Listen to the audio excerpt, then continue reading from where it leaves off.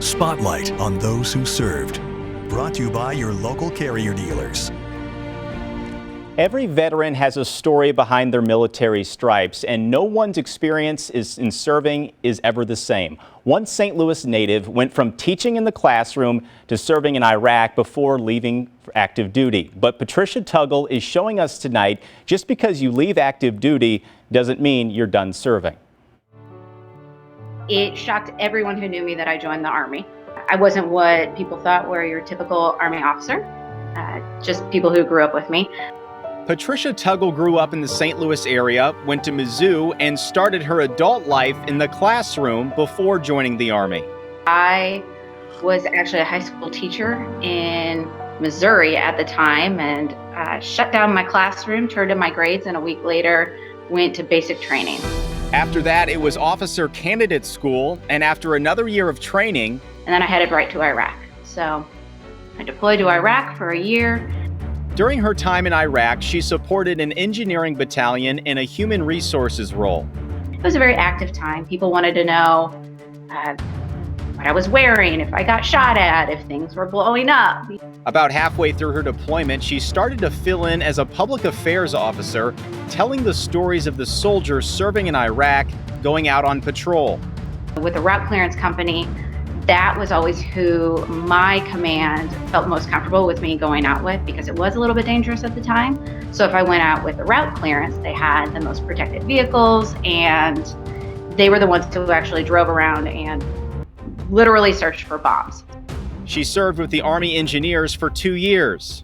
I was looking for something new and exciting, so I ended up applying to be a civil affairs officer. In that role, she acted as a liaison between the Army and local governments or other countries' militaries. I had a couple unique trips, made it out to Slovenia, went to Jordan. I went to Jordan for actually a large exercise. I think there were 11 different countries involved. That exercise, training for a large-scale chemical attack. My favorite part was I had a Jordanian female officer who was my counterpart.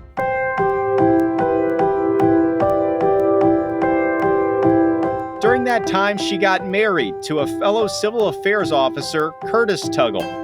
We were down the hall from each other for a full 6 months, both studying Arabic, just in different classrooms.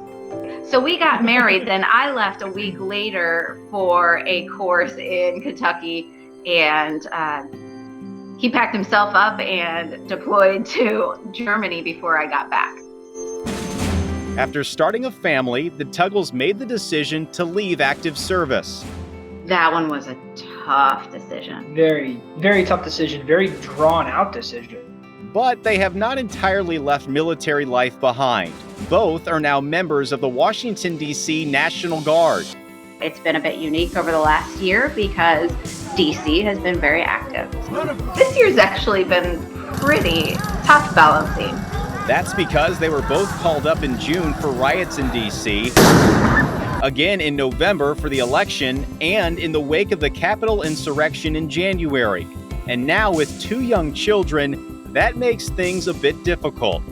We're very fortunate to actually have some family in the area. So anytime we both get called in, usually the unit knows that they can have one Tuggle there right away, and the other one has a minimum of a 2-hour lag. Patricia's parents live a short distance away, and if they have enough notice, Curtis's parents will fly in from California. The grandparents would actually take shifts.